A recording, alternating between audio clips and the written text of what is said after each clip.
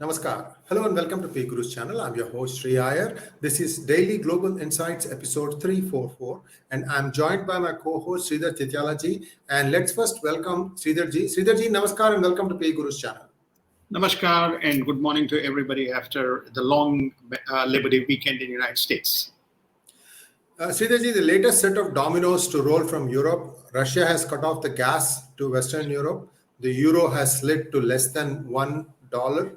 And a lot of other things are happening. Can you walk us through what could be the ramifications? Do you think this is bluff that Russia might turn it back on, or what do you think is going to happen? I think Russia is going to play hardball. There's attempts to even ban tourists coming from Russia into Europe, which Germany has refused. So I think there's a number of attempts to stall, and there is also a move to cap both price and the volume of purchases from Russia, which, as you can see, from many countries have declined. And there may be more and more aid coming into Ukraine, which is helping Ukraine to thwart any Russian attempts in terms of advancing towards Ukraine. So I think Russia is saying, you want to play hardball, I'm going to play hardball. They're cut off. As of now, they say that it is indefinite. But Gazprom has also issued a statement. It's got all problems to do with the Siemens equipment. And so therefore, that's the reason we have turned off. And Germany says it's all nonsense. Now, let's take a quick look at the India's growth numbers. 𝙤𝙧ji, the number 13.5% has been greeted with a lot of skepticism. I think you have put together an excellent look at various parameters, various data points. Can you walk us through that to say, whether India is really on a strong wicket or not, sir? No, India is on a macroeconomic parameters. India is on a strong wicket. On the 13.5%, I think we covered this in one of the. It is relative to a low base when India was in the middle of pandemic. But if you normalize the FY23 growth rate, it's about 7.4%. There's numbers ranging from 7.2 to 7.8%, but let's say it's 7.4%. It's still one of the highest numbers in terms of the growth. So that's on the nominal GDP. And nominal GDP as well, is ticking around on an estimated basis between 3.3 to 3.5 trillion dollars, which is what created sensation in the markets, or at least in the minds of the people, that India has pipped United Kingdom to become the 5th largest economy. And I keep saying to people, India pipped United Kingdom way back in 2016 when it became the 5th largest economy. So let's just kind of move forward. Sometimes this depreciation of the currencies, move the needle one way or the other way. But India will clearly, edge past United Kingdom, very, very soon, by a margin. So in other words, once the FY23 numbers are fully realized and India moves into FY24, India is on a trajectory approaching towards the $4 trillion. On a nominal GDP, India is already, by a long stretch, it is the 3rd largest economy. And it's I think you meant purchasing power parity, sir. Yeah, PPP. Sorry, I meant PPP. Is about $11 trillion. But when you look at a broad set of parameters, again, this is calendar 2022. When if you ask Mr. Piyush Goyal, he would say that they're already close to 500. This is on the export side. Imports is around 600 billion. I think we have covered the issue around the reserves. India is around $560 billion. If you recall, in DGI, we have covered India even touched $640 billion.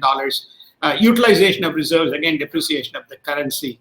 But when you look at broad set of parameters, in terms of the economic drivers, in terms of the projected GDP for the next 3 years, I think India is on a very good wicket. India is leveraging market opportunities that have presented itself.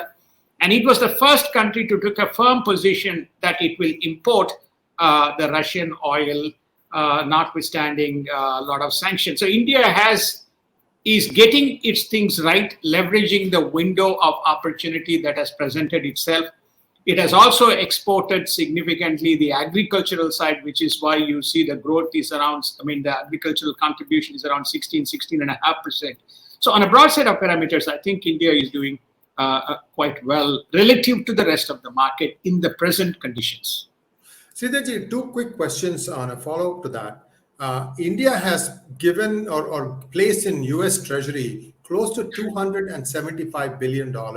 And I'm hearing that India is due to pay like a $300 billion payment back to US. Can you clarify these two numbers, sir? The $275 billion is a fairly, I think it's a pretty good, because India holds, the largest position India holds is in the US dollar by virtue of the exports. United States is the @1 exporter of the Indian goods and services. Remember, in the Trump years, United States at one point even became a #1 exporter of oil before it went to #4 position or #3 position, as the case may be. Today it is #5. So I think it has also, there's a lot of services and engineering exports that go to, naturally as a result, it holds a significant currency.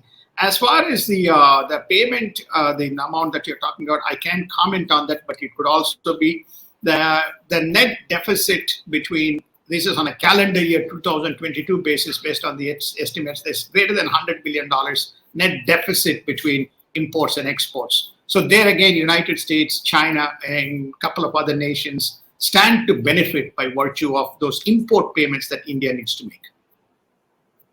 Thank you very much, sir. Now let's take a quick look at Chinese companies that are listed in American stock exchanges, and there appears to be a challenge that they may start getting delisted. A couple have already gotten delisted. I think US and China are working together to cool the thing down. Where did this problem start? Why does the US want to delist these Chinese companies? Well, there's a process that the companies have to comply to be listed in the US exchanges.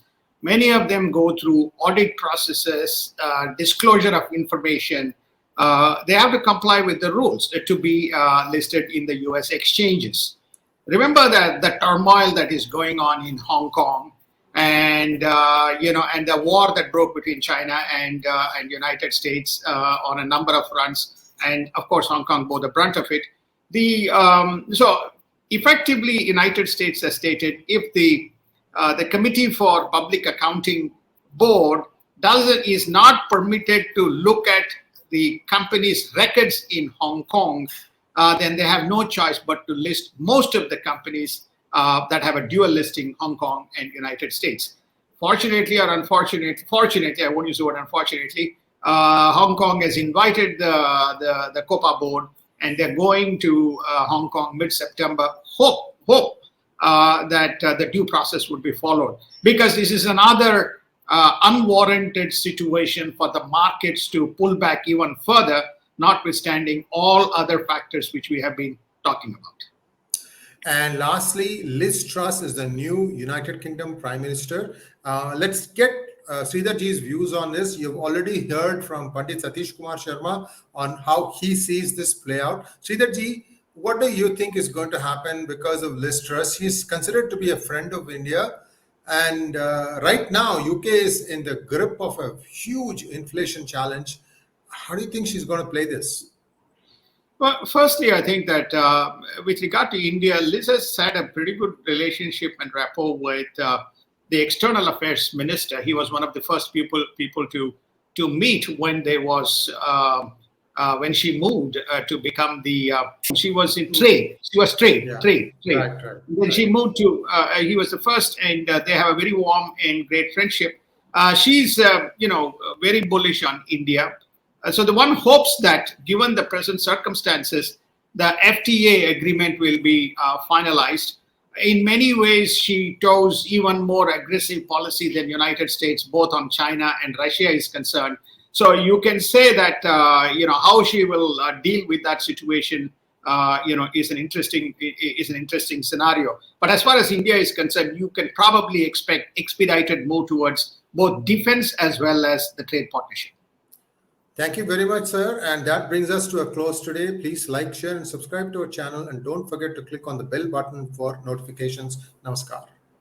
Namaskar. Thank you. Have a wonderful day.